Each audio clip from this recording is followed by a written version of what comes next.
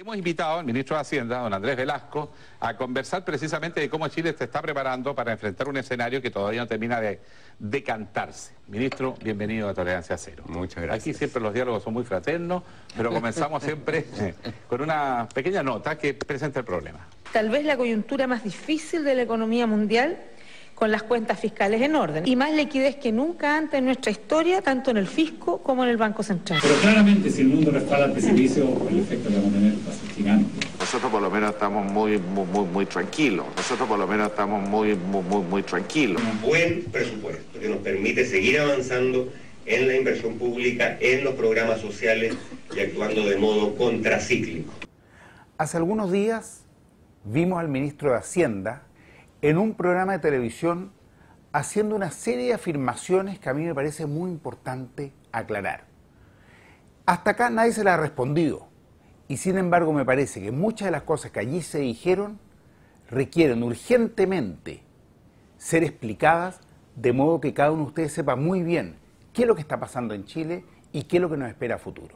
El sistema bancario chileno es muy sólido. El ministro le dice al país que el sistema bancario chileno es muy sólido. Pues bien, es bueno que ustedes sepan que eso no es así. El sistema bancario chileno es tan frágil y débil como el sistema bancario en todo el planeta. Un sistema que se ha orientado totalmente hacia la especulación, no a través de lo que es impulsar la producción del país. El sistema bancario chileno es muy débil. No se olviden que hace 25 años más o menos, el gobierno de aquella época, la dictadura militar, tuvo que salir a salvar al sistema bancario chileno regalándoles más de 5.000 millones de dólares, muchos de los cuales nunca se devolvieron. Y ahora, una vez más, este mismo ministro de Hacienda le está entregando a los bancos chilenos más de 3.800 millones de dólares. ¿Saben ustedes cuánta plata es esa? ¿Cómo se puede decir que el sistema es sólido cuando hay que ir en su rescate con esa cantidad de dinero? ¿Por qué no se rescata a los pequeños empresarios, a los pequeños agricultores, a los comerciantes, a las micro y pequeñas empresas que están tan desesperadas por poder acceder al crédito, a la capacitación, a mecanismos de asociatividad que les permitan desarrollar su actividad? El sistema bancario chileno ha ganado miles de millones de pesos a costa de todos nosotros. Me parece que el ministro comienza esta entrevista con un primer error, vamos a suponer que es un error. El sistema bancario chileno es endeble y el gobierno hoy día está metiéndole miles de millones de dólares para salvarlo. Tenemos una política fiscal que nos permite equilibrar dos objetivos que creo que hay que equilibrar. Por un lado, tiene que ser lo suficientemente austera y ajustada para abordar el problema de la inflación. Pero al mismo tiempo debe ser y puede ser hoy día lo suficientemente crecedora, de modo que actúe de modo contracíclico. En realidad el gobierno no ha tenido una política austera, porque en momentos de crisis, lo que recomiendan hoy día muchos economistas a nivel mundial, es que justamente los gobiernos deben avanzar en sus proyectos de inversión, deben inyectar recursos en el mercado de tal modo que la economía se pueda ir reactivando. Hoy día el gobierno cuenta con enormes recursos. ¿Y qué ha hecho con ellos?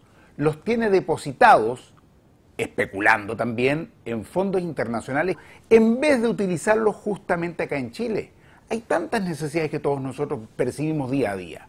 En salud, nuevos hospitales, mejorar los ya existentes, aumentar el número de especialidades para que no haya que estar esperando a veces semanas o meses o incluso años para alguna operación. Hay necesidades en el mundo de la educación. Necesitamos mejor calidad de educación, necesitamos más infraestructura, necesitamos más conectividad.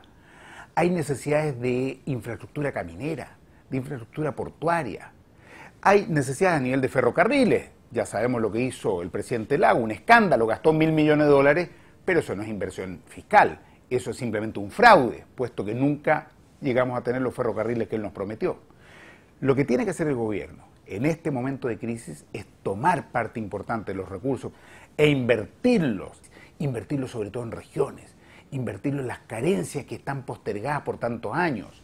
De ese modo se reactiva el país, se reactiva la producción y se permite que los sectores justamente que generan más empleo, la micro y pequeña empresa, pueda activarse, dinamizarse y sortear esta crisis que estamos enfrentando. La situación internacional financiera es muy delicada. No estoy diciendo nada que sea demasiado novedoso, pero es importante constatarlo, ¿no es cierto? Va a ser este episodio que el mundo va a vivir una prueba de carácter olímpico. Vamos a tener que demostrar que tenemos resistencia. Vamos a tener que mojar la camiseta. Pero lo importante es que también hemos recibido training de carácter olímpico. O sea, Chile es un país que no se quedó sentadito en el pasto mirando cómo pasaban las nubes. Hicimos la tarea, o sea, nos entrenamos. Una vez más el ministro se corre olímpicamente, ya que hablamos de deporte. Lo primero es una autocrítica. Yo hubiera esperado del ministro que se diga, se ha cometido un error, que se diga que la política económica seguida por los gobiernos de la concertación ha sido equivocada, puesto que hoy día se está derrumbando en el planeta entero y por cierto también acá en Chile. Solamente en el último año se han perdido más de 30.000 millones de dólares y esos son los ahorros de ustedes, son los ahorros de todos nosotros para poder jubilar en algún momento con una pensión más o menos digna. Pues bien, eso desapareció. ¿Qué hay que hacer? Traer esos fondos de pensiones, invertirlos en Chile, sobre todo en el área productiva. Una segunda medida, antes de seguir escuchando al ministro. Es fundamental hoy día recuperar nuestro cobre. Allí se están perdiendo también miles de millones de dólares cada año. Las multinacionales que operan en Chile se lo llevan sin siquiera pagar impuestos. Hay que ponerle un impuesto a las sobreganancias excesivas que están teniendo. Allí hay dos medidas. Sigamos escuchando al ministro. Me gustaría saber cuál es la situación. ¿Cuánto hemos perdido ya? Nada. Nada. Nada. Danos el dato. Me sumo al pedido de Fernando Villegas. Porque no es verdad. Porque no es verdad. Cuando él dice que no hemos perdido nada, no está siendo riguroso con las cifras. Depende a quién se refiere.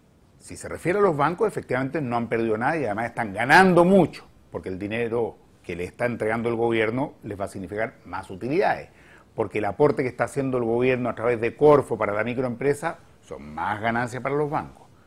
Pero por favor, los pensionados de Chile han perdido muchísimo.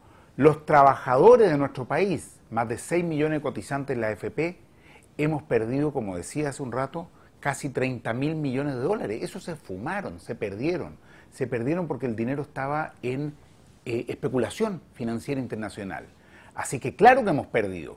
Hemos perdido también la posibilidad de invertir ganancias del cobre que se llevaron las multinacionales, decenas de miles de millones de dólares. Hemos perdido la posibilidad de utilizar adecuadamente los recursos que hoy día están en estos fondos soberanos depositados afuera, cuando los requerimos acá, tal como explicaba recién, en vivienda, salud, educación, trabajo, protección medioambiental, desarrollo de infraestructura. Parece que el señor ministro no está mirando el país real, está mirando solamente sus cuentas personales y sus arreglines con los bancos, pero no lo que está pasando en el país de los millones de chilenos que están sufriendo las consecuencias de esta crisis. Yo creo que lo peor que podemos hacer hoy día es empezar a darle crédito a rumores que en el 99,99% de los casos son infundados. ¿Cómo que rumores, señor ministro? ¿Acaso es un rumor los cientos de millones de dólares que ha perdido el gobierno por el desastre del Transantiago? ¿Cómo que rumores? ¿Acaso no es verdad que el gobierno está gastando miles de millones de dólares en compra de armamento? ¿O son rumores acaso el que todas las dueñas de casa cuando salen a comprar, cuando van a la feria, están encontrándose con que los alimentos han duplicado sus precios? Eso no son rumores, esas son situaciones que viven día a día todos los chilenos. ¿O son rumores acaso que mucha gente, muchas familias hoy día ya están pensando seriamente en cambiar a sus hijos de colegio el próximo año porque no tienen para pagar la matrícula? Eso no son rumores, señor ministro. Eso es una realidad muy dura, muy difícil que están viviendo hoy día millones de chilenos.